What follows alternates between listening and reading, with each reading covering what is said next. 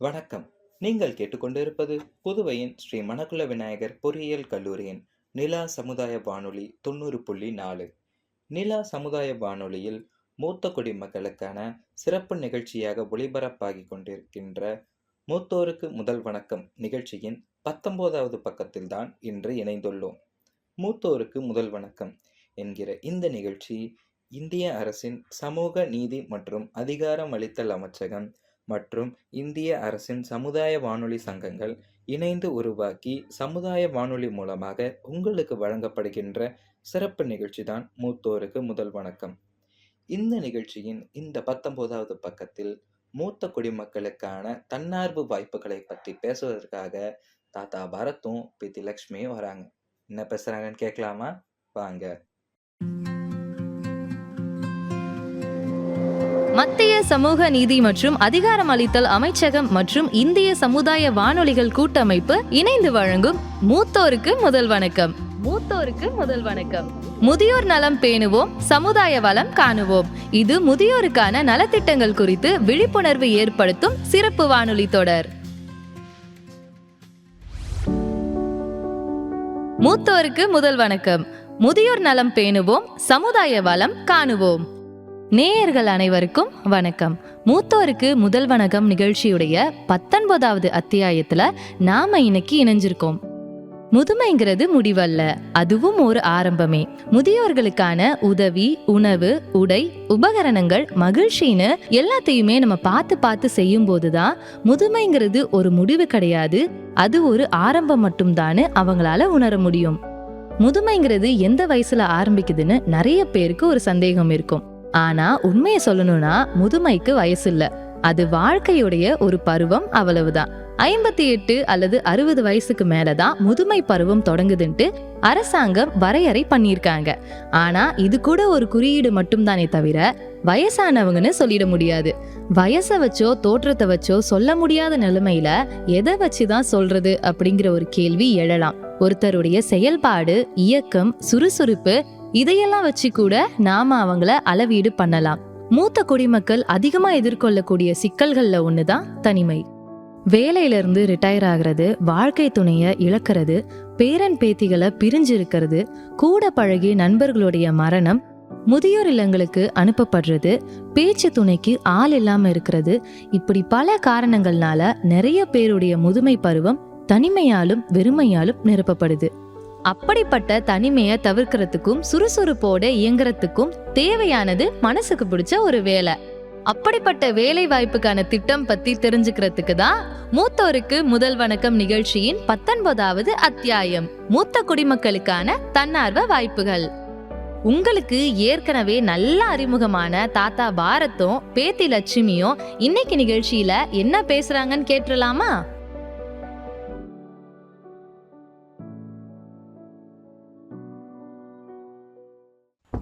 பாரத்தண்ணா, வீட்டில் இருக்கீங்களா?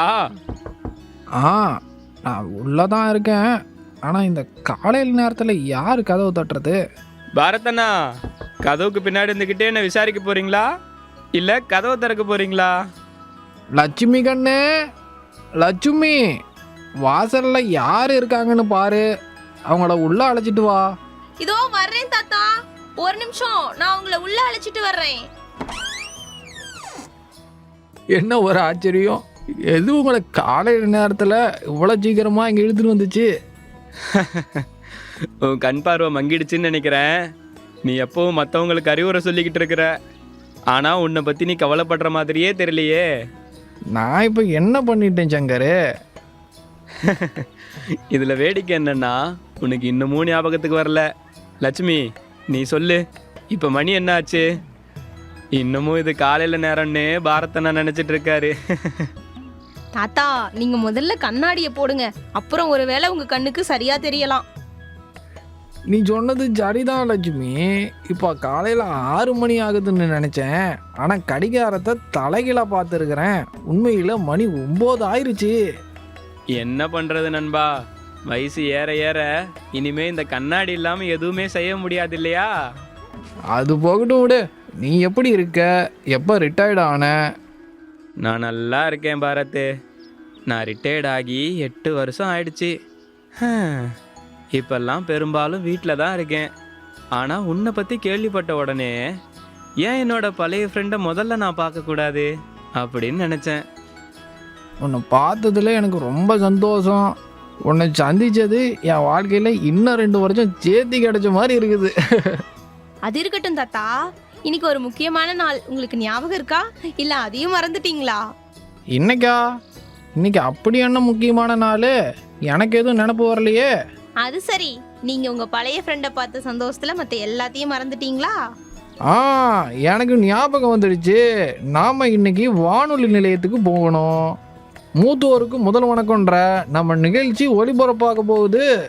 சரியா சொன்னீங்க. எல்லாரும் நமக்காக காத்துட்டு இருக்காங்க. உங்க நேயர்களை நீங்க காத்திருக்க வைக்கிறது சரியில்லை தாத்தா. அதுவும் சரிதான் லட்சுமி, நீ ஒன்றும் கவலைப்படாத. இதோ நான் ரெடி ஆகிடுறேன். சரி தாத்தா, நீங்க ரெடி ஆகுங்க, நானும் போய் ரெடி ஆயிடுறேன்.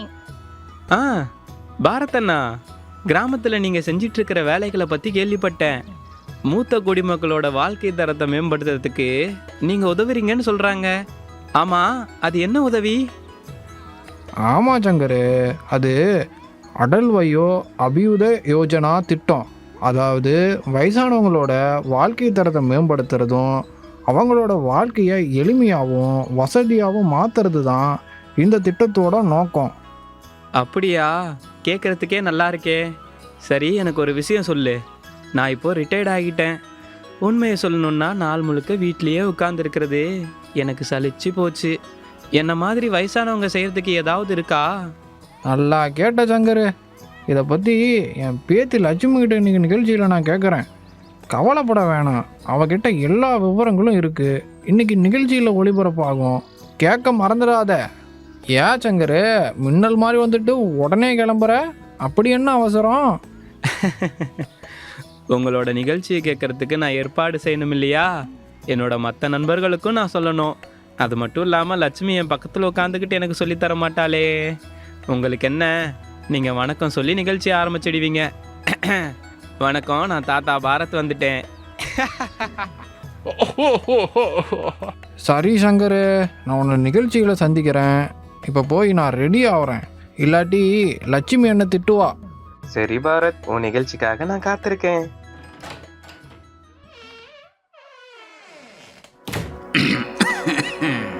பல வருஷமா எங்களை மாதிரி வயசானவங்க சொல்றத கேட்க இங்க யாரு இருக்காங்க? இப்ப இருக்கிற அவசரமான வாழ்க்கை முறையில முதியோர்களான நாங்க மனசு விட்டு பேசுறதுக்கும் நாங்க பேசுறத காது கொடுத்து கேட்கறதுக்கும் ஆளே இல்லை. சின்ன சின்ன விஷயங்களில் உதவி பண்ணுறதுக்கும் ஒரு கூட்ட நெரிசலில் வழிபடுறதுக்கும் கூட இங்கே யாரும் தயாராக இருக்கிறது இல்லை. சில நேரங்கள்ல வயசான பெத்தவங்களை அவங்க குழந்தைகளே தனிமையில விட்டுட்டு போயிடுறாங்க. இந்த மாதிரி ஒரு நிலைமையில அவங்க சொல்றத யார் கேட்பாங்க? வணக்கம், எல்டர் லைன் தமிழ்நாடு. நாங்க கேட்போம், எங்க எல்டர் லைன் கேட்கும் 145667 என்ற டோல் ஃப்ரீ எண்ணுக்கு காலை 8 மணி முதல் இரவு 8 மணி வரை கால் பண்ணுங்க, பயன்பெறுங்க. இந்திய அரசாங்கத்தின் சமூக நீதி மற்றும் அதிகாரமளித்தல் துறையின் அடல் வயோ அபியுத்த யோஜனா திட்டத்தின் கீழ் செயல்படும் முதியோர்களுக்கான உதவி மையம் எல்டர் லைன் 14567. மேலும் விவரங்களுக்கு அழைக்கவும் 145667 எல்டர் லைன் தமிழ்நாடு. என்னோட செல்ல பேத்தி எங்கே இருக்கா? நாம் இன்னும் கிளம்பலையே குட்டி பொண்ணே. தோ ஒரு நிமிஷம் தாத்தா, வந்துட்டேன். ஏற்கனவே 1 நிமிஷம் ஆயிடுச்சு, நீ எங்கே காணாம போயிட்ட? வாவ் தாத்தா, நீங்க இன்னைக்கு என்னை விட சீக்கிரமாவே ரெடி ஆயிட்டீங்க. ஆனா வெயில்ல இருந்து உங்களை பாதுகாக்கிற கண்ணாடியையும் தொப்பியும் நீங்க மறந்துட்டீங்க போல. அட ஆமா லட்சுமி, நல்ல வேலை ஞாபகப்படுத்தின. இதோ சீக்கிரமா எடுத்துட்டு வந்துடுறேன். ஓகே தாத்தா, இப்போ நீங்களும் ரெடி ஆயிட்டீங்க. இன்னைக்கு வெளியில வெயில் வேற அதிகமா இருக்கு. வாங்க நம்ம வானொலி நிலையத்துக்கு போகலாம். நீங்க கேட்டுட்டு இருக்கிறது உங்களுக்கு விருப்பமான ஒரே ஒரு சமுதாய வானொலி சோனா எஃப்எம் 107.8. அப்புறம் உங்ககிட்ட பேசிட்டு இருக்கிறது நான் உங்க பிரியமான தொகுப்பாளர், உங்க தாத்தாவோட குட்டி இளவரசி லட்சுமி. அப்புறம் நான் உங்களோட இதயங்களில் ஒரு தனி இடம் பிடிச்சிருக்கிற உங்களுக்கு சொந்தமான தாத்தா பாரத். அப்புறம் நாங்க 2 பேரும் சேர்ந்து உங்களுக்கு ரொம்ப விருப்பமான மூத்தோருக்கு முதல் வணக்கம் நிகழ்ச்சிக்கு உங்களை வரவேற்கிறோம். நண்பர்களே, இந்த நிகழ்ச்சி மூத்த குடிமக்களை கௌரவப்படுத்துறதுக்காக அர்ப்பணிக்கப்பட்ட ஒரு நிகழ்ச்சி. இந்த நிகழ்ச்சி மூலமாக முதியோருக்காக உருவாக்கப்பட்ட நலத்திட்டங்கள் பற்றின முக்கியமான தகவல்களை பற்றியும் அதில் எப்படி அவங்க பயனடையலாம் அப்படின்றத பற்றியும் விவாதிக்க போகிறோம். இதன் மூலமாக முதியோர்கள் பயனடையலாம். இந்த முயற்சியை இந்திய அரசின் சமூக நீதி மற்றும் அதிகாரமளித்தல் அமைச்சகம் இந்திய சமூக வானொலி கூட்டமைப்புடன் இணைந்து உங்களுக்காக வழங்குறாங்க. சமூக நீதி மற்றும் அதிகாரம் அளித்தல் அமைச்சகம் அனைவருக்கும் சமூக நலன் மற்றும் நீதியை உறுதி செய்யணும் அப்படின்னு முயற்சி பண்ணிட்டு இருக்காங்க. மாற்றுத்திறனாளிகள், பின்தங்கிய சமூகங்கள், மூத்த குடிமக்கள் மற்றும் பிற சிறப்பு குழுக்களை மேம்படுத்துவதற்கான புதிய கொள்கைகள் மற்றும் திட்டங்களை இவங்க தொடர்ந்து அறிமுகப்படுத்திட்டு இருக்காங்க. அது போகட்டும், என்னோட ஃப்ரெண்டு சங்கர் இன்னமும் வேலை செய்ய விரும்பக்கூடிய ஓய்வு பெற்றவங்களுக்கு இந்த திட்டங்களின்படி ஏதாவது ஏற்பாடு இருக்குதான்னு இன்னைக்கு காலையில் தான் கேட்டார். தாத்தா, உண்மையிலேயே இது ஒரு நல்ல கேள்வி. நாம ஏன் இன்னைக்கு அத்தியாயத்துல இதை பத்தி எல்லாம் பேசக்கூடாது? அடல் வயோ அபியுதய யோஜனா, மூத்த குடிமக்களுக்கான தன்னார்வ வாய்ப்புகள் பத்தி இன்னைக்கு மூத்தோருக்கு முதல் வணக்கம் நிகழ்ச்சியில பேசலாம். கேட்கறதுக்கே ரொம்ப சுவாரஸ்யமா இருக்கு. ஆனா தன்னார்வ வாய்ப்புகள்னா என்ன? எனக்கு கொஞ்சம் புரியலையே லட்சுமி கண்ணு. தாத்தா, நீங்க அடல் வயோ அபியுதய யோஜனா திட்டம் பத்தி கேள்விப்பட்டிருப்பீங்க. மூத்த குடிமக்களோட வாழ்க்கை தரத்தை மேம்படுத்துறதுக்கான இந்திய அரசாங்கத்தோட ஒரு முக்கியமான முயற்சி தான் இந்த திட்டம். முதியோர்கள் அவங்களோட அனுபவத்தையும் அறிவையும் சமூகத்துடைய நன்மைக்காக பயன்படுத்துறதுக்கான எல்லா வாய்ப்புகளையும் இந்த திட்டம் வழங்குது. இந்த முயற்சி மூலமா மூத்த குடிமக்கள் மன ரீதியாகவும் உடல் ரீதியாகவும் சமூக ரீதியாகவும் பல்வேறு சமூக செயல்பாடுகள்ல பங்களிக்க முடியும். இதை கேட்கும்போது நம்பிக்கை தர மாதிரி தான் இருக்கு. ஆனா இதுக்குள்ளார என்ன மாதிரியான தன்னார்வ வேலைகள் எல்லாம் இருக்கு? நிறைய இருக்கு தாத்தா. உதாரணத்துக்கு சொல்லணும்னா, கல்வித்துறையில மூத்த குடிமக்கள் குழந்தைங்களுக்கு பயிற்சி அளிக்கலாம். சமூகம் சார்ந்த நீதி சார்ந்த துறைகள்ல இளைய தலைமுறைக்கு வழிகாட்டலாம். அதே சமயம் அவங்க எந்த துறையில அனுபவம் வாய்ந்தவங்களா இருக்காங்களோ அந்த துறை அடிப்படையில தொழில் வழிகாட்டுதல்களையும் வழங்கலாம். இல்லைன்னா கணினி அறிவு, மொழி தேர்ச்சி, எழுதுதல் இந்த மாதிரியான பல திறன்கள் மூலமா இளைஞர்களுக்கு பயிற்சி கொடுக்கலாம் தாத்தா. ஆனா எல்லா மூத்த குடிமக்களுக்கும் கற்பிக்கிறதுக்கான திறன் இருக்காதே, அப்ப என்ன பண்றது? கவலைப்படாதீங்க தாத்தா, அரசாங்கமும் இதை பத்தி யோசிச்சிருக்காங்க. டிஜிட்டல் இந்தியா இயக்கத்தின் மூலமா மூத்த குடிமக்கள் டிஜிட்டல் திறன்களை வளர்த்துக்கிறதுக்கான சிறப்பு முயற்சிகளும் எடுத்துட்டு இருக்காங்க. ஓ அப்படியா?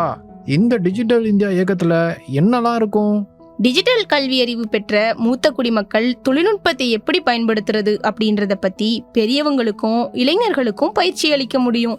இந்த பணியின் மூலமா ஆன்லைன் சேவைகளை எப்படி அணுகிறது, மின் ஆளுமை தளங்களை எப்படி பயன்படுத்துறது, அது மட்டும் இல்லாம டிஜிட்டல் உலகத்தை எப்படி வழிநடத்துறதுன்னு அவங்கள சுயமாவும் தொழில்நுட்ப ஆர்வலர்களாகவும் மாத்துறது எப்படின்றத பத்தி அவங்களுக்கு கற்பிக்கப்படுது. இப்ப புரிஞ்சுதா தாத்தா? ஆஹா, என்ன மாதிரி இருக்கக்கூடிய மூத்த குடிமக்களுக்கு இது ரொம்ப பயனுள்ளதா இருக்கே. பொறுங்க தாத்தா, இன்னும் நிறைய இருக்கு. மூத்த குடிமக்களுடைய கவலைகள் பத்தியும் அவங்க மேல செலுத்த வேண்டிய அக்கறை பத்தியும் விவாதிச்சு புதிய கொள்கைகளை செயல்படுத்துறதுக்கான ஒரு தேசிய கவுன்சில் அமைக்கிறது மூலமா அரசாங்கம் இன்னும் ஒரு படி மேல போயிருக்கு. இந்த கவுன்சில் முதியோர்கள் சமூகத்தோட இணைஞ்சு செயல்பட புதிய வாய்ப்புகளை உருவாக்குது. அதே நேரத்துல அவங்களோட தேவைகள் மற்றும் பரிந்துரைகள் அரசாங்க திட்டங்கள்ல இணைக்கப்படுறதையும் உறுதி செய்யுது. ஆச்சரியமா இருக்கு. நம்ம அரசாங்கம் உண்மையிலேயே முன்னேற்றத்தை பத்தி சிந்திக்குது இல்லையா? ரொம்ப சரியா சொன்னீங்க தாத்தா. அதே சமயம் மூத்த குடிமக்கள் பாரம்பரிய கலைகளையும் கலாச்சாரத்தையும் பாதுகாக்கவும் அதை அடுத்த தலைமுறைக்கு எடுத்துட்டு போகவும் ஊக்குவிக்கப்படுறாங்க. பெரியவர்கள் நம்ம பாரம்பரியத்தை மேம்படுத்துறதுக்கு கலாச்சார நிகழ்ச்சிகளையும் பட்டறைகளையும் கூட நடத்தலாம். லட்சுமி, அன்னைக்கு ஒரு நாள் என்னோட லாயர் ஃப்ரெண்டு மூத்த குடிமக்கள் வேலைக்கு பதிவு பண்ணக்கூடிய ஒரு ஹோட்டல் பத்தி சொன்னது உனக்கு ஞாபகம் இருக்கா? தாத்தா, அவர் ஹோட்டலை பத்தி பேசல, அவர் ஒரு போர்ட்டல் பத்தி தான் பேசினாரு. அது ஒரு அதிகாரப்பூர்வமான வெப்சைட், உங்களுக்கு கூட தெரியுமே. ஆமா, இப்ப ஞாபகம் வந்துடுச்சு. பட்டன் போர்ட்டல் மாதிரி இருந்தது. இல்ல தாத்தா, இல்ல, அது சக்சம் போர்ட்டல். ஆமா நேயர்களே, நல்லா கவனமா கேளுங்க. இது பட்டன் போர்ட்டல் இல்ல, சக்சம் போர்ட்டல். ஆனா லட்சுமி, சரியா சொல்லணும்னா இந்த போர்ட்டல்னா என்ன? அப்படி கேளுங்க தாத்தா. சக்ஷம் போர்ட்டல் அப்படின்றது மூத்த குடிமக்கள் மற்றும் அனுபவம் வாய்ந்த நிபுணர்கள் தங்களுடைய திறன்களின் அடிப்படையில வேலை தேடுறதுக்கும் தன்னார்வ வாய்ப்புகளை வழங்குறதுக்கும் உதவக்கூடிய வகையில வடிவமைக்கப்பட்ட அரசாங்கத்தோட ஒரு முயற்சி. முதியவர்களுடைய நிபுணத்துவம் அப்புறம் அவங்களுடைய ஆர்வத்தோட பொருந்தக்கூடிய அர்த்தமுள்ள பொறுப்புகளை அவங்களுக்கு கொடுக்கறது மூலமா அவங்கள மேம்படுத்துறதுக்கான ஒரு முக்கியமான முயற்சி இது. அது மட்டும் இல்லாம அவங்க சமூகத்துக்கும் பொருளாதாரத்துக்கும் பங்களிக்கிறவங்களா இருக்கிறத இது உறுதி செய்யுது. ஓ, உண்மையிலேயே இது மூத்த குடிமக்களுக்கு ஒரு வரப்பிரசாதம்னு தான் சொல்லணும். ஆமா, இந்த போர்ட்டல் உண்மையிலேயே என்ன வழங்குது? தாத்தா, இந்த போர்ட்டல் உண்மையிலேயே ரொம்ப புரட்சிகரமானது. இது முதியவங்களுக்கு அவங்களுடைய திறன்கள் மற்றும் அனுபவத்தின் அடிப்படையில முழு நேர வேலைகள், பகுதி நேர வேலைகள், ஃப்ரீலான்ஸ் வேலை வாய்ப்புகளையும் வழங்குது. இது அவங்கள ஆலோசகர்களா, பயிற்சியாளர்களா அல்லது நிர்வாக பணிகளில் பணியாற்றவும் அனுமதிக்குது.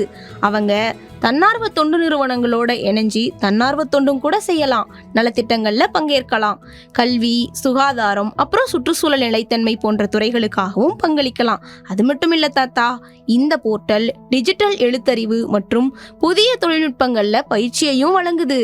இது மூத்த குடிமக்கள் நவீன உலகத்துக்கு தகுந்த மாதிரி மாறுறதுக்கு உதவுது.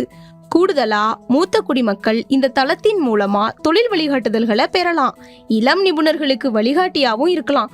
இன்னும் நிறைய இருக்கு தாத்தா. இது அற்புதமா இருக்கே.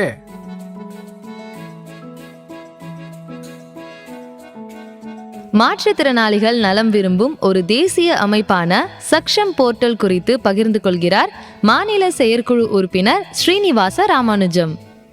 அம்மா, சக்ஷம்ங்கிறது பெரிய அமைப்பு நம்முடைய பாரத தேசத்துல. இந்த சக்ஷம்ங்கிறதுக்கு மீனிங் என்னன்னா சமதிருஷ்டி சமதா விகாஸ் ஏவம் அனுசத்தான் மண்டல். இதனுடைய சுருக்கம் தான் சக்ஷம். புரியுதுங்களா? இது மாற்றுத்திறனாளிகள் நலம் விரும்பும் ஒரு தேசிய அமைப்பு. இந்த அமைப்பு தேசம் முழுக்க மாற்றுத்திறனாளிகளுக்கு உதவி செய்வதற்காக எடுக்கப்பட்ட ஒரு அமைப்பு. இதுல நான் மாநில செயற்குழு உறுப்பினராக இருந்தேன். இதுல இருக்கக்கூடிய அதிகாரிகளுக்கு வருஷத்துல 2 தடவை அல்லது 1 தடவை சென்னையில இதுக்கான வகுப்பு இருக்கு. அந்த வகுப்புல ட்ரைனிங் கொடுப்பாங்க. அவர்களுக்கு என்ன தேவை, வேலை வாய்ப்பா அல்லது அவங்க உடம்புல இருக்கக்கூடிய விஷயங்களை அவங்கள ஹாஸ்பிட்டல்ல வச்சு எப்படி பார்க்கறது அப்படிங்கிறதுல இருந்து ஆரம்பிச்சு கடைசி வரலும் பொறுப்பெடுத்து செய்யக்கூடியவங்க எப்படி இருப்பாங்களோ அது எல்லாமே அவங்க ட்ரைனிங் கொடுப்பாங்க. அங்க ட்ரைனிங் முடிச்சுட்டா சர்டிபிகேட்டும் கொடுத்துருவாங்க. இவங்களுக்கு கிடைக்கக்கூடிய விஷயங்கள்ல அங்க இருக்கக்கூடிய மாற்றுத்திறனாளிகளுக்கு அரசு உதவியிலிருந்து தேவையானத அவங்க செய்வாங்க. அது ஒவ்வொரு கலெக்டரேட்லயும் அதுக்கான ஆபீஸ் இருக்கு, அலுவலகம் இருக்கு. இப்ப நம்ம சேலத்தில் இருக்கோம்னா சேலத்துல ஒரு அலுவலகம் இருக்கு. இது மாற்றுத்திறனாளிக்காகவே வைக்கப்பட்ட அந்த அலுவலகம் அவங்களுக்கு என்ன தேவையோ அந்த தேவைகள் எல்லாம் உரியவர்களுக்கு போய் சேர்த்துவாங்க. அதுக்கு கவர்மெண்ட்ல கூட நம்ம போய் நம்ம செஞ்சுக்கலாம். கவர்மெண்ட் ஹாஸ்பிட்டல்ல ட்ரீட்மெண்ட் எடுத்துக்கலாம். அவங்களுக்கு எவ்வளவு பாதகம் ஏற்பட்டிருக்கு. இப்போ கால் நடக்க முடியல அப்படின்னா நம்ம கவர்மெண்ட் ஹாஸ்பிட்டல்ல போய் அதுக்கான டாக்டர்கிட்ட பேசிட்டு அவர் சர்டிஃபிகேட் பண்ணுவார். இவருக்கு இந்த மாதிரி உதவி தேவை அப்படின்னு அவர் சர்டிஃபிகேட் பண்ணிடுவார். அந்த சர்டிஃபிகேட்டை டிடிஆர்ஓ ஆபீஸ் இருக்குல்லவா கலெக்டரேட்ல, அந்த ஆபீஸுக்கு போனோம்னா அங்க அதிகாரிகள்லாம் இருக்காங்க. ஐயோ, அந்த டாக்டர்ஸ் என்ன ரெக்கமெண்ட் பண்ணாங்களோ அந்த பொருளை அவங்க கவர்மெண்ட்ல இருந்து வாங்கி கொடுத்துருவாங்க உங்களுக்கு இலவசமாக. இது தேசம் முழுக்க இருக்கக்கூடிய ஒரு அமைப்புங்கிறதுனால இலவசமா தான் செய்யறாங்க. இவங்க பணம் வாங்கிட்டு செய்யறது இல்ல. இதுல அதிகாரிகள்லாம் இருக்காங்கல்ல, சேவை செய்வதற்காக இருக்காங்கல்ல, அவங்க யாருமே அவங்களுக்கு சம்பளம் கிடையாது. 21 வகையான மாற்றுத்திறனாளிகளுடைய நோய் இருக்குது. இப்போ உடனே கால் சரியில்லை, அவங்களுக்கு கால் கிடைக்கணும் அப்படின்னா கால் 40,000 ரூபாய் ஆகுது ஒரு கால் செய்யறதுக்கு. அதை செஞ்சு அதுக்கு அப்புறமேல நடக்கிற மாதிரி ஏற்பாடு பண்ணிடுவாங்க. அவர் போய் படிக்கணும் அல்லது வேலைக்கு போகணும் அப்படின்னா அவருக்கு அதுக்கு தேவையான ஒரு வண்டி வேணும். அந்த வண்டியை அவங்க ஃப்ரீயா கொடுப்பாங்க. இன்னும் கூட நான் என்ன வேணுமா சொல்லணும்னா, ஒருத்தருக்கு கல்யாணம் ஆகுது. கல்யாணம் ஆனவுன்னா அவங்க வீட்டுல ஒரு பையனோ வேற யாரோ இருக்காங்க. இப்போ அப்பா அம்மா ஒரு பையன் இருக்காங்க. அவர் ஆக்சிடென்ட்ல ஒரு கால் இழந்துடுறாரு. அப்போ அந்த குடும்பம் எப்படி வளரும்? வளராது, கஷ்டப்படும். அந்த மாதிரி இருக்கவங்களுக்கு என்ன உதவி வேணும்னு முதல்ல போய் கேட்பாங்க.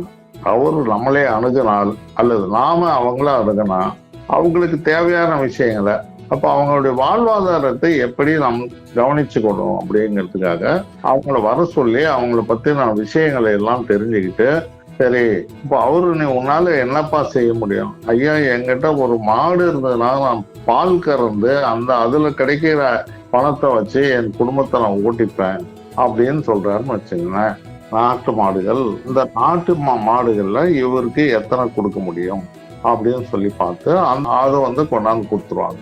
அவர் பால் எடுத்து அதை விற்று அந்த பணத்துல அவர் குடும்பத்தை நடத்த முடியறவர்களும் செஞ்சு கொடுத்துருவாங்க. இப்ப அவரு மாற்றுத்திறனாளியா இருந்தாலும் அவருடைய குடும்பம் நல்லபடியா நடக்குது இல்லவா? அது மாதிரி ஒவ்வொரு விஷயங்களும் எல்லாமே பார்த்து அவங்களுக்கு தேவையான உதவிகளை எல்லாம் செய்வாங்க. வேலை வாய்ப்பு ஏற்பாடு பண்ணி தராங்க. சக்சம்ங்கிறது இப்போ தமிழ்நாடு மட்டும் அல்லாமல் எல்லா மாநிலங்களிலும் இது இருக்கு. சக்ஷம் போர்ட்டல் அமைப்பில் பணிபுரிந்த தன்னுடைய அனுபவம் குறித்து பகிர்ந்து கொள்கிறார் மாவட்ட மகிழா குழு உறுப்பினர் சக்தி ஆர் ஸ்ரீலக்ஷ்மி. இது ஒன்லி மாற்றுத்திறனாளிக்கு மட்டும்தான் கண்ணு. முதியோருக்கு அப்படின்னா யாராவது முடியாத இருக்கிறாங்க அப்படின்னா கேக்குறாங்க அப்படின்னும் போது அவங்களையும் அவாய்ட் பண்ணாம அவங்களுக்கு என்ன உதவி வேணுமோ அவங்கள ஒரு டோனர்ஸை பிடிச்சோ அல்லது ஒரு தன்வந்தரை பிடிச்சோ அவங்களுக்கும் இயன்ற அளவுக்கு உதவிகளை செஞ்சுட்டு இருக்காங்க. இன்னொன்னு, இதுல ஸ்டாஃப்ஸ் கிடையாதுமா, அதாவது சேலரி பேசஸ் கிடையாது. இதுல அத்தனை பேரும் ஒன்லி பொறுப்பாளர்கள், தன்னார்வலர்கள். அதாவது அவங்க வேலையில அவங்க சம்பாதிச்சுக்கணும். அதுக்கு மேற்கொண்டு அவங்க டைமை கொடுக்கறவங்க, பொருளாதாரத்தை கொடுக்கறவங்க, அந்த மாதிரி தான் எல்லாருமே பொறுப்பாளர்கள் தான் இருக்காங்களே தவிர சேலரி பேசஸ் கிடையாது. பெரிய பெரிய டாக்டர்ஸ் எல்லாம் இதுல கல்யாணம் கூட பண்ணிக்காம உள்ள வந்திருக்காங்க. அந்த மாற்றுத்திறனாளிகளுக்கு ட்ரீட்மெண்ட் கொடுக்கும்போது அந்த மாற்றுத்திறனாளிகளுடைய அந்த ஆக்டிவிட்டிஸ் பார்த்துட்டு சுகுமார்ஜி அப்படின்னு சொல்லி ஒருத்தர்மா, கிட்டத்தட்ட இப்போ அவருக்கு வயசு எப்படியும் ஒரு 85 பக்கம் இருக்கும். அவர் அந்த காலத்து டாக்டர். ஆட்டிசம் குழந்தைங்களுக்கு அவர் ஒரு கேம்ப் போட்டிருந்திருக்காங்க அவர் டாக்டரா இருக்கும்போது. அப்போ அதுல அவர் பார்த்த விஷயங்கள் அவர் மீட்டிங்ல ஷேர் பண்ணிக்கிட்டது, அத்தனை பேர்கிட்டயும் அவர் ஷேர் பண்ணிக்கிட்டது நான் உங்களுக்கு ஷேர் பண்றேன். அப்படி அவர் தலைமையில ஒரு முகாம் நடந்தப்போ ஒரு ஆட்டிசம் குழந்தை பக்கத்தால இருக்கிற குழந்தைக்கு பகிர்ந்து சாப்பிடணும்ன்ற உணர்வு இருக்கு, நம்ம மாற்றுத்திறனாளிகளா இருக்கோம் அப்படின்னு சொல்லிட்டு தன் லைஃப்ல கல்யாணமே பண்ணிக்காம மாற்றுத்திறனாளிகளுக்கு சேவை செய்யறதுக்காகவே தன்னை ஆட்படுத்திக்கிட்டாரு. அவர் 85 வயசு வரைக்கும் அவரால் முடிஞ்ச வரைக்கும் சேவையில தான் இருந்தாரு. சக்ஷம்ல ஆல் இண்டியா லெவல்ல பொறுப்புல அவர் தான் தலைவரா இருந்தாரு. இங்க சேலத்துக்குலாம் ஒரு 2-3 நிகழ்ச்சிக்கு வந்திருந்தாரு. அவர் கொடுத்த ஸ்பீச்ல இந்த ஸ்பீச்சும் அவர் கொடுத்ததான். அவருடைய அவர் எப்படி இந்த இதுக்குள்ள வந்தாரு அப்படின்றதுக்காக அவர் கொடுத்தாரு. இத்தனைக்கும் அவர் பெரிய அந்த காலத்திலேயே டாக்டருக்கு படிச்சிருக்காரு அப்படின்னா அப்பெல்லாம் படிப்புக்கு நிறைய செலவு பண்ணில படிக்க வச்சிருந்திருப்பாங்க. வசதியான குடும்பமா, எல்லாரும் டாக்டர் இன்ஜினியர்னு அந்த காலத்துல படிச்ச குடும்பமா, சொத்து ரொம்ப அதிகமா. இவருடைய சொத்தை அப்படியே இந்த மாற்றுத்திறனாளிகளுக்கு எழுதி வச்சுட்டாராமா. அவ்வளவு ஒரு விஷயங்கள்லாம் இதுக்குள்ள இருக்கு. அதாவது இதை பொறுத்த வரைக்கும் காசுன்ற வார்த்தையே அங்க கிடையாதுடா. எல்லாருமே அவங்க ஆர்வத்தோட செய்யறவங்க தான். இந்த மாதிரி விஷயங்கள் இதுல நிறைய அவங்களுடைய இன்வால்மெண்ட் எல்லாம் ஒவ்வொரு பொறுப்பாளர்களும் செஞ்சிட்டு இருக்காங்க. இது உங்களுக்கு பயனுள்ளதா இருந்ததுன்னா பயன்படுத்திக்கோங்க. லட்சுமி கண்ணு, இந்த சக்ஷம் போர்ட்டல் உண்மையிலேயே மூத்த குடிமக்களான எங்களுக்கு கிடைச்ச ஒரு ஆசீர்வாதம் தான் சொல்லணும். நான் இதில் எப்படி பதிவு பண்ணணும்? சீக்கிரமா சொல்லு. ஓ தாத்தா, இது ரொம்ப ஈஸி. நான் சொல்ல போற எளிமையான வழிமுறைகளை பின்பற்றினாலே போதும். முதல்ல சக்ஷம் போர்ட்டலோட அதிகாரப்பூர்வ வலைதளத்தை பார்க்கணும். அடுத்ததா ரெஜிஸ்டர் அல்லது சைன் அப் ஆப்ஷனை தேர்ந்தெடுக்கணும். உங்களோட பெயர், தொடர்பு எண், வயது, கல்வி தகுதிகள், உங்களோட துறை சார்ந்த அனுபவம், இந்த மாதிரியான விவரங்களை நிரப்பணும். உங்களோட ஆதார் அட்டை, பேன் கார்டு, கல்வி சான்றிதழ்கள் இந்த மாதிரி தேவையான ஆவணங்களையும் பதிவேற்றணும். அதுக்கப்புறம் வேலை அல்லது தன்னார்வ பணிக்காக உங்களுக்கு விருப்பம் இருக்கக்கூடிய துறையை நீங்க தேர்ந்தெடுக்கணும். பதிவு செய்த உடனே போர்ட்டல்ல கிடைக்கக்கூடிய வேலை மற்றும் தன்னார்வ வாய்ப்புகளை தேடி உங்களோட திறமைக்கும் விருப்பத்துக்கும் பொருந்தக்கூடிய ஒரு வேலைக்கு விண்ணப்பிக்கலாம். நீங்க விரும்பிய வேலை அல்லது தன்னார்வ வாய்ப்பை கிளிக் பண்ணி விண்ணப்பிக்கணும். தேவையான விவரங்களையும் நிரப்பணும். உங்களோட விண்ணப்பத்தை சமர்ப்பிக்கணும். அவ்வளவுதான். ரொம்ப எளிமையா தெரியுதே லட்சுமி. இதுக்கு என்னென்ன தகுதிகள் வேணும்? தகுதிகளும் இருக்கு தாத்தா. குறைந்தபட்சம் 60 வயது அல்லது அதற்கு மேல இருக்கலாம். அரசு அல்லது தனியார் துறையில இருந்து ஓய்வு பெற்ற நிபுணர்கள் சில சிறப்பு பணிகளுக்கு விண்ணப்பிக்கலாம். குறைந்தபட்ச கல்வி தகுதின்னு எதுவும் இல்லை. அனுபவம் அப்புறம் திறமைகள் அடிப்படையில வாய்ப்புகள் வழங்கப்படுது. நிர்வாகம், கல்வி, மேலாண்மை, மருத்துவம், கணக்கியல், தொழில்நுட்பம் அல்லது பிற துறைகள்ல முன்னனுபவம் இருந்துச்சுன்னா ரொம்ப நல்லது. டிஜிட்டல் மற்றும் கணினி திறன்களை கொண்ட மூத்த குடிமக்களுக்கு முன்னுரிமை அளிக்கப்படுது. ரொம்ப முக்கியமா விண்ணப்பதாரர்கள் மனரீதியாகவும் உடல் ரீதியாகவும் வேலை செய்ய தகுதியானவங்களா இருக்கணும். இந்த மாதிரி சில அடிப்படை தகுதிகள் இருக்கு. அவ்வளவுதான் தாத்தா. ரொம்ப அருமையா இருக்கே. அருமையான முயற்சியும் கூட. இதுக்கப்புறமா சக்ஷம் போர்ட்டல் பத்தி எல்லாரும் முழுமையா தெரிஞ்சுக்குவாங்கன்னு நான் நம்புறேன். சரி தாத்தா, இன்னைக்கு அத்தியாயத்தை இத்தோட முடிச்சுக்கலாமா? சரி லட்சுமி. நண்பர்களே, அடல் வயோ அபியுத யோஜனா அப்படின்றது ஒரு திட்டம் மட்டும் இல்லை. இது என்னை போல இருக்கிற மூத்த குடிமக்கள் நிறைவான வாழ்க்கையை வாழ்கிறதுக்கு உதவக்கூடிய ஒரு இயக்கம். அப்புறம் மறந்துடாதீங்க, உங்களுக்கு ஏதாவது உதவி இல்லாட்டி தகவல்கள் தேவைப்பட்டுச்சுன்னா மூத்த குடிமக்களுக்கான கட்டணமில்லா தேசிய உதவி எண் 14567க்கு நீங்கள் கால் பண்ணலாம். மூத்தோருக்கு முதல் வணக்கம். ஞானத்தின் பொக்கிஷமான மூத்தோர்கள் நம்ம பக்கம் இருக்காங்க. அவங்க தான் நம்முடைய வேர்கள், நமக்கு வழிகாட்டும் ஒளியும் கூட. அவங்க நம்ம கூட இருக்கிறது நம்ம எதிர்காலத்தை பிரகாசமாக்கும். நம்ம இந்தியா சிறந்தது. நம்ம பெரியோர்கள் தான் நம்ம பெருமை.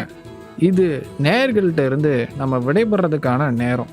மூத்தோருக்கு முதல் வணக்கம் நிகழ்ச்சியோட அடுத்த அத்தியாயத்தில் நம்ம மறுபடியும் சந்திப்போம். அது வரைக்கும் எப்பவும் சிரிச்சுக்கிட்டே இருங்க, மகிழ்ச்சியை பரப்பிக்கிட்டே இருங்க. அப்புறம் முக்கியமா உங்களை நீங்க நல்லா பார்த்துக்கோங்க.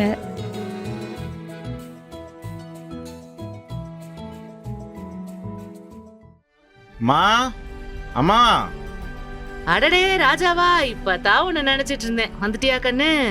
எவ்வளோ நாள் ஆச்சு உன்னை பார்த்து. ஆமா, கவிதா வரல? சரி, நல்லா இருக்கியா? சாப்பிட்டியா? வேலையெல்லாம் எப்படி போகுது? என்னம்மா வந்ததும் இத்தனை கேள்வியா? நானே வேலை டென்ஷன்ல வந்திருக்கேன். இரு, ரெஸ்ட் எடுத்துட்டு வந்து பேசுறேன். சரி கண்ணு, டீ போட்டு தரவா? இல்ல வேணாமா, நான் ரூமுக்கு போய் தூங்குறேன். பாட்டி எப்படி இருக்கீங்க? கவிதா, வா வா வா வா, நான் நல்லா இருக்கேன். நீ எப்படி இருக்க? நான் நல்லா தான் இருக்கேன். ஆமா, உன் ஃபேஸ் ஏன் டல்லா இருக்கு? டல்லா இருக்கா? அப்படிலாம் ஒண்ணும் இல்ல கவிதா. என்ன பாட்டி, அப்பா வந்ததும் பேசாம போயிட்டாரா? கஷ்டமா இருக்கா? அதெல்லாம் இல்லம்மா. என்ன பண்றது கண்ணு, அவன் வேலைய பாப்பானா என்னைய பாப்பானா? அவனுக்கும் வேலை முக்கியம் இல்ல. புரியுது புரியுது. இத பத்தி நான் அப்பா கிட்ட பேசுறேன் பாட்டி. என்னம்மா, எதை பத்தி பேசணும்? பா, கொஞ்சம் இங்க வாங்கலேன். பாட்டிய பத்தி தான் பேசணும். ஏன்பா இவ்ளோ தூரம் வரோம், ஒரு 5 நிமிஷம் பாட்டி கூட உட்கார்ந்து பேசலாம்ல, நல்லா பாத்துக்கலாம்ல. ஏமா, நான் தான் மாசத்துக்கு தேவையான பணம் தந்துடுறேன், மாத்திரை வாங்கி தந்துடுறேன், வாரத்துக்கு ஒரு நாள் வந்து பாக்கறேன். அப்புறம் என்னம்மா? என்னப்பா இப்படி சொல்றீங்க? என்ன கவிதா பண்றது? என்னோட ஒர்க்கும் பார்க்கணும்ல. பாட்டி கூட இருந்தா என் ஒர்க் யாரு பாக்குறது? சூப்பர்ப்பா. அப்ப நானும் ஹாஸ்டல் சேர்ந்துட்டு 3 மாசத்துக்கு ஒரு முறை மட்டும் உங்களை வந்து பாக்குறேன். அப்போ வரும்போது மட்டும் உங்ககிட்ட பேசுறேன், ஓகேவா? அது எப்படிமா? என் வயசும் உன் வயசும் ஒன்னா? ஆனா நான் எப்பவுமே எப்படி உங்க பொண்ணோ அதே மாதிரி நீங்க எப்பவுமே அவங்களுக்கு பையன் இல்லப்பா. பொருள் யாரு வேணாலும் வாங்கி தரலாம், ஆனா மனசு விட்டு பேச, பாசமா பேச அவங்க உங்களை தானே தேடுவாங்க. இரு வரேன். அம்மா, என்னை மன்னிச்சிடுமா. நான் பண்ண தப்ப உன் பேத்து எனக்கு புரிய வச்சுட்டா. பரவாயில்ல கண்ணு, இதுல என்ன இருக்கு? நான் இப்போ உன்னை ஏதாவது சொன்னேனா? இல்லம்மா, நீங்க சொல்ல மாட்டீங்க. இனிமே நீங்க சொல்ற மாதிரியும் நான் வச்சுக்க மாட்டேன். வயசாயிடுச்சுலப்பா. உன்னை அப்பப்ப கண்ணு தேடும், பிள்ளை என்ன பண்றானோன்னு தோணும். தனியா இருக்கும் போது என்னென்னவோ தோணும். அதான், வேற என்ன? எனக்காச்சும் நீ எல்லாத்தையும் பண்ணிடுற. பக்கத்து வீட்டு லட்சுமிக்கு காசு இருந்தும் ஆள் இல்ல. என்னம்மா சொல்றீங்க? அவங்களுக்கும் என்ன தேவைன்னு கேட்டு வைங்க. நான் உங்களுக்கு வாங்கும்போது அவங்களுக்கும் சேர்த்து வாங்கிட்டு வந்துடுறேன். இனி வாரத்துக்கு ஒரு நாள் வந்தாலும் அந்த நாள் முழுக்க உங்களுக்கு தான். அப்பாடா, இப்பதான் எனக்கு சந்தோஷம். நிச்சயமா கண்ணு, எப்ப இந்த நாள் வரும்னு காத்துக்கிட்டு இருந்தேன். குடும்பமா வாங்க, சந்தோஷமா இருங்க, என்கிட்ட பேசுங்க, அதுவே போதும். முதியோர் நம் குடும்பத்தின் அடித்தளம். மூத்தோர்க்கு முதல் வணக்கம். முதியோர் நலன் பேணுவோம், சமுதாய வளம் காணுவோம்.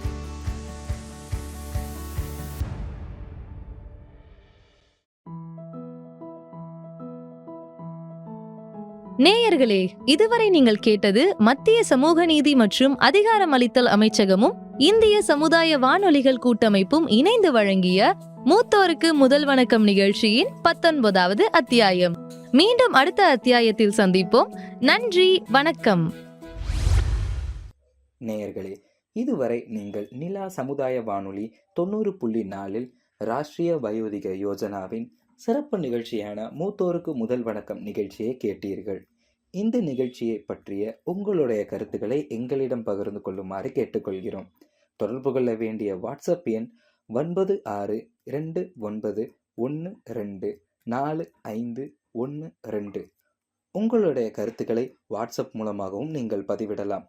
இந்த நிகழ்ச்சியானது இந்திய அரசின் சமூக நீதி மற்றும் அதிகாரமளித்தல் அமைச்சகம் மற்றும் இந்திய அரசின் சமுதாய வானொலி சங்கங்கள் இணைந்து சமுதாய வானொலி வாயிலாக உங்களுக்கு வழங்கியது. மத்திய மற்றும் மாநில அரசுகள் இணைந்து தமிழக அரசின் சமூக நலத்துறை கீழ் இத்திட்டங்களை செயல்படுத்தப்படுகின்றன. இத்துடன் இன்றைய நிகழ்ச்சி நிறைவடைகிறது. மூத்தோருக்கு பயன்பெறும் செய்தி தொகுப்புடன் மீண்டும் அடுத்த நிகழ்ச்சியில் சந்திக்கும் வரை உங்களிடமிருந்து விடைபெறுவது நிலா சமுதாய வானொலி 90.4. நன்றி.